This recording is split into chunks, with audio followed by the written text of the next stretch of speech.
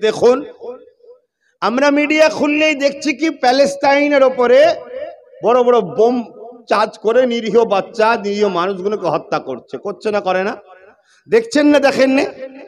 যারা করছে, আবার অপর দিকে দেখুন তাদের সঙ্গে বিভিন্ন আরব দুনিয়ার রাজা মহারাজারা বড় বড় পার্টিতে নাচছে। এটা দেখছেন না, দেখেন না? বলুন বলুন। তাহলে আমাদের সামনে দুটো দিক আছে, একটা হলো মুনাফিক আর একটা হলো প্রকাশ্য দুশ্মন। প্রকাশ্য দুশ্মন আমাদেরকে মারার তখন সাহস পায় যখন মুনাফিক প্রকাশ্য দুশ্মনকে রাস্তা করে দেয়। আমার কথা বুঝতে পারছেন তো আপনারা? এটা একটু বুঝুন।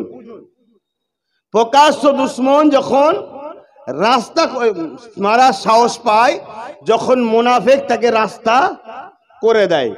মুনাফিককে হুবাহুব দেখতে মুসলমান লাগে, মুনাফিককে হুবাহুব দেখতে মনে হয় নবীর উম্মত, মুনাফিককে দেখলে মনে হয় হুবাহু ইসলামেরই অনুসারী। কিন্তু দেখুন, যারা আমার নিরীহ ভাইগুলোকে মারছে, নিরীহ ভাইদের পক্ষে তো দাঁড়ালো না, তাদের হয়ে কোনো কথা বললো না, উপরন্ত সেই মুনাফিক গুলোকে বড় বড় পার্টি দিয়ে আনন্দ ফুর্তি করে খাচ্ছে। ঠিক না বেঠিক? এটা দেখা যাচ্ছে না, যায় না? এটা হচ্ছে ন্যাশনাল লেভেলে হচ্ছে, ইন্টারন্যাশনাল লেভেলে হচ্ছে। এই যে হাজার হাজার মা ঘর বাড়ি ছাড়া, হাজার হাজার বাচ্চা লাশ দেখছি আমরা, দেখছেন না, দেখেন না? এগুলো দেখে কি আপনারা ভেঙে পড়ছেন, ঘাবড়ে যাচ্ছেন? এটা কি নতুন জিনিস? কথা বলুন না। ইতিহাস বলছে, আমার আল্লাহ সূরা বাকারার মধ্যে বলছে, আমি আমার ভালোবাসার মানুষদের করে পরীক্ষা লব বিভিন্ন ভাবে।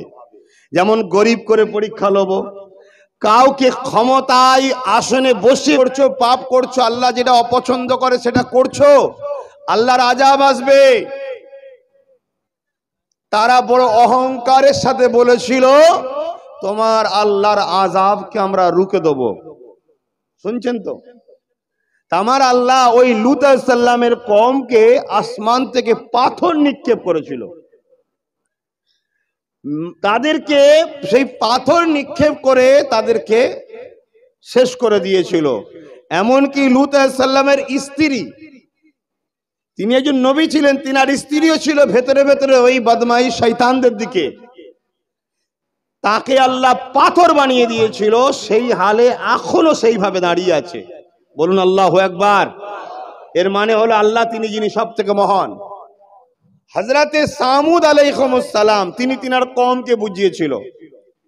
তখন সামুদ আলাইহিস সালামের কওম অহংকার করে বলেছিল, সেই লূতের উপরে, নূহ আলাইহিস সালামের উপরে, তার কওমের উপরে যে অত্যাচার এসেছিল, ওই অত্যাচার তো যত অত্যাচারী আসুক আমাদের কিছু করতে পারবে না, কেন তারা এত শক্তিশালী ছিল, বড় বড় পাহাড়কে কেটে ঘর করে তার মধ্যে থাকতো।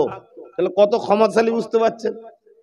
আর সেসব গুলোকে রিসার্চ করে আজকের বড় বড় ইঞ্জিনিয়াররা বলছে, এত সুন্দর কারিকার্য করে পাথর কেটে পাহাড়ের ভেতরে ঘর তৈরি করা, এটা আজকের বিজ্ঞানও পাচ্ছে না।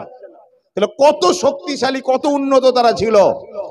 কিন্তু আল্লাহ পাক একটা আওয়াজ দিলেন, আওয়াজ, যে আওয়াজে যেখানে যেখানে তারা লুকিয়ে ছিল, সেই আওয়াজ তাদেরকে যে অ্যাটাক করলো, তারা সেই আওয়াজের কম্পনে, আওয়াজের চোটে তারা সব সে জায়গায় মারা গেল।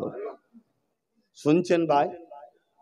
তাহলে ইতিহাস আমাদেরকে প্রমাণ দিয়েছে, যুগে যুগে একদল জালিমরা জুলুম করেছে, আল্লাহ তাদেরকে আযাব গজব দিয়ে ধ্বংস করে দিয়েছে। আমাদেরকেও আল্লাহ পাঠিয়েছে উম্মতে মুহাম্মাদি করে, আমাদের উপরে আল্লাহ স্পেশাল ইহসান করছে। কি? আমরা যত বড়ই জুলুম করি, আল্লাহ আমাদেরকে দুনিয়ায় একভাবে, একত্রিত ভাবে সবাইকে আযাব দিয়ে মেরে দিচ্ছে না, কিন্তু আমাদেরও শাস্তি হাতে নাতে হচ্ছে। কিন্তু মেন আমাদের যারা অন্যায় করবে, আল্লাহর পরীক্ষায় যারা ফেল করবে, তাদের জন্য একটা বিচারের দিন আল্লাহ নির্দিষ্ট রেখেছে, ময়দানে মাহশর। তাহলে আমাদেরকে আল্লাহ পাঠিয়েছে কি জন্যে? তিনার হুকুম, তিনার রাস্তা, তিনার খুশি করার জন্য, অর্থাৎ ইসলামী জিন্দেগি কাটানো, মোহাম্মদ রসুলের সুন্নতে জিন্দেগি কাটানো, মোহাম্মদ রসুলের আদর্শে আদর্শিত হওয়া। শুধু মুখে দাবি করলে হয় না, বাস্তবে বলতে হবে। তবে অনেক কিছু পাপ আছে, তার মধ্যে কয়েকটা পাপ আছে যে পাপগুলো কখনো মাফ আল্লাহ করে না। তার মধ্যে একটা হলো শিরক, আর একটা হলো জুলুম। জুলুমকারীকে আল্লাহ কখনো ছাড়ে না, তার বিচার হবেই। কথা বুঝে আসছে? এবার টাইমটা কি? আমার থেকে বেশি ভালো যিনি আযাব দেবে, যিনি শাস্তি দেবে, তিনি জানেন না জানেন না, অতএব তার উপরে ধৈর্য রাখতে হবে। এটা হচ্ছে হাকিকাত। আজকে মিডিয়া খুললে, ফেসবুক খুললে, ইউটিউব খুললে একটাই জিনিস দেখা যাচ্ছে, বিশ্বজুড়ে মুসলমান লাঞ্ছিত, অপমানিত, পদদলিত, বেইজ্জতি হচ্ছে না হয়নি?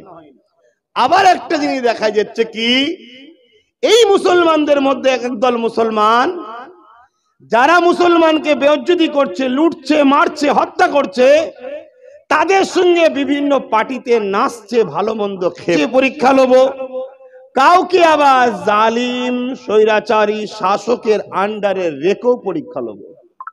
তারা আমার উপরে কতটা আস্থা রাখে? কেন জিন্দেগি তো আর তাদের নয়। আমার আপনার জিন্দেগিটা কি আমার আপনার নাকি? বলুন বলুন, এ তো আল্লাহ দান করেছে। তারা আমার খুশির জন্য জালিমের মোকাবিলায় দাঁড়িয়ে কতটা অটুট হয়ে থাকতে পারে, এটা আমরা দেখব। এই যে আজকে বাচ্চাদের উপরে জুলুম, এই যে আজকে নিরীহ নিরীহ মানুষগুলোকে বোম মেরে শেষ করে দেওয়া হচ্ছে, এটা শুধু আজকে নতুন নয়, এর পূর্বে অনেক ঘটনা ঘটেছে। যেমন খেয়াল করে দেখুন, আমাদের দিলটা অনেক কষ্ট পায় বাচ্চাগুলোকে দেখে, তাই না? কি হ্যাঁ কি না বলুন না? কষ্ট পাচ্ছে, আরে বাচ্চাগুলো কি করেছে? না, এটাই তো ইমানের পরীক্ষা। আমার আপনার যদি দরদ হয়, যে আল্লাহ সৃষ্টি করেছে তেনার কি দরদ হচ্ছে না? বলুন বলুন বলুন। তারপরও তিনি খামোশ কেন? এটাই তো পরীক্ষা, এটাই তো পরীক্ষা মাকে, এটাই তো পরীক্ষা তোমার আমার, এটাই তো পরীক্ষা বিশ্বের যত মুসলিম রাষ্ট্রের নায়ক রয়েছে তাদেরও। তারা ক্ষমতার আসনে বসে কি অসহায়দের জন্য করছে, এটাও পরীক্ষা।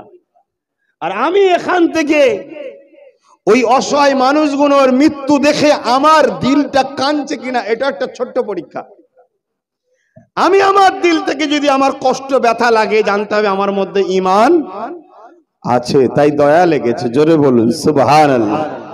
কিন্তু এটা নতুন নয়। নিশ্চয়ই আপনারা নাম শুনেছেন ফেরাউন, শুনেছেন না? ফেরাউন কিন্তু সে সাধারণ লোক ছিল না। ফেরাউন ছিল একজন রাজ ক্ষমতার লোক, তার হাতে রাজ ক্ষমতা ছিল, পাওয়ার ছিল। সে কি করেছিল? ক্ষমতার জোরে মানুষকে তার গোলাম বানিয়েছিল। এক কথায় বুঝতে পারবেন, তার উপরে কথা বলার কোনো রাস্তা নাই।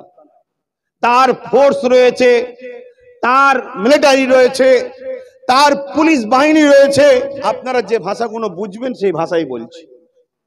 সেই ক্ষমতা দিয়ে ফেরাউন মানুষকে নিজের গোলাম বানিয়েছিল, কৃতদাস দাসী বানিয়েছিল। মানুষের উপরে জুলুম করত, অত্যাচার করত। মানুষ যদি একটু কেউ ভালো মতো কিছু করত, সঙ্গে সঙ্গে তার উপরে নতুন করে কর চাপিয়ে দিয়ে সেগুলোকে লুটে নিত। সবসময় গরিব বানিয়ে রাখতো মানুষকে, সোজা হয়ে দাঁড়াতে দিত না, মেরুদণ্ড ভেঙে দিত, যাতে করে আমার বিরুদ্ধে কেউ কথা না তোলে। শুনছেন? আর আমি যতটুকু ভিক্ষা দেবো ততটুকু এরা খাবে। আর দিনের শেষে ফেরাউন নিজের একটা করে ছবি পাঠালো বাড়ি বাড়ি। আমি কোরআন বলছি, শুনছেন তো? আমার আল্লাহ আমার নবীকেই ওয়াকিয়া শুনিয়েছে, এই ঘটনা শুনিয়েছে। আমি আপনাকে শোনাচ্ছি সেই আল্লাহর কথাটাকে। বাড়ি বাড়ি ফটো পাঠিয়ে দিয়ে বললো যে এটাই হলো তোমাদের মালিক, তোমাদের রব, তোমাদের আল্লাহ, এটাকে তোমরা মানো। যারা দৈনিক কোন রকম ভাবে ফেরাউনের দয়া একটু খেতে পায়, তারা চিন্তা করে দেখলো আমি তো কমজোর, আমি তো ফেরাউনের বিরুদ্ধে লড়াই করতে পারবো না, আজ যদি আমি না মানি খাবারটা পাবো না, জানটা চলে যাব। এই মেন্টালিটির মানুষরা ফেরাউনকে খোদা বলে মেনে নিল। আর এই গরিবদের মধ্যে আবার এক শ্রেণীর মানুষ বলল, আরে মরে যাব তবুও ভালো, আমার সৃষ্টিকর্তা আল্লাহর সঙ্গে ধোঁকা দেবো না, তিনি আমার মালিক। জোরে বলুন সুবহানাল্লাহ। দুটো জিনিস হয়ে গেল, দুটো রাস্তা তৈরি হয়ে গেল। ফেরাউন দেখলো আমার রাস্তার কাঁটা, কিছু লোক হয়ে দাঁড়ালো। শুনছেন তো?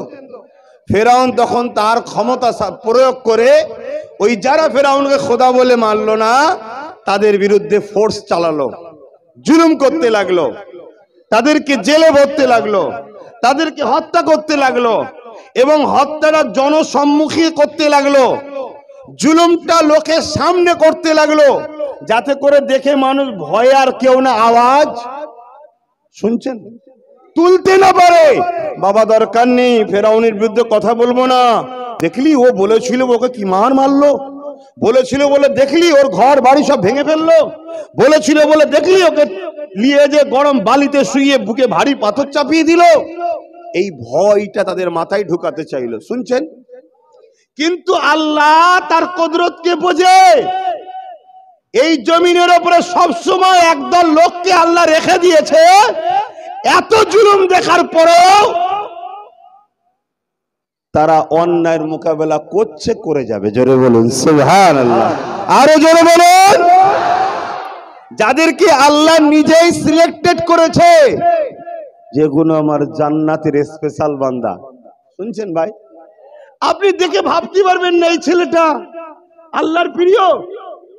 আপনার চোখের সামনে দেখবেন একজন নামাজি, মুসল্লি, দাড়িওয়ালা, টুপিওয়ালা, মুফতি, মৌলানা, ভালো ঘরের ছেলে, সে দেখবেন ফেরাউনের সঙ্গে একসাথে বসে খানা খাচ্ছে। আর একটা সাধারণ খেটে খাওয়া গরিব ঘরের ছেলে, হয়তো তার মধ্যে অত ধর্মের জ্ঞানও নেই, কিন্তু সে সব সময় দেখুন অন্যায়ের বিরুদ্ধে দাঁড়িয়ে যাচ্ছে। আল্লাহ তাকে পছন্দ করেছে। জোরে বলুন সুবহানাল্লাহ। এইটা দেখে ফেরাউন তার যত ক্ষমতা আছে সব ক্ষমতা প্রয়োগ করে। তখন এই মজলুম গুলো আল্লাহর কাছে সাহায্য চাই, আল্লাহ এমন একজন কাউকে দেন যার বরকতে, খুব ভালো করে বুঝবেন, যার বরকতে আল্লাহ আমরা যেন কামিয়াবি পাই, একদিন ফতে হয়, এই জুলুম থেকে আমরা চিরতরে যেন একদিন রেহাই পাই, এমন একটা কাউকে আমাদের মাঝে পাঠান। জোরে বলুন সুবহানাল্লাহ। মুসলিমের দোয়া কবুল হলো। আল্লাহ পাঠাচ্ছেন কাকে? মুসা আলাইহিমুস সালামকে আল্লাহ পাঠাচ্ছে। মুসা নবী দুনিয়ায় আসছে।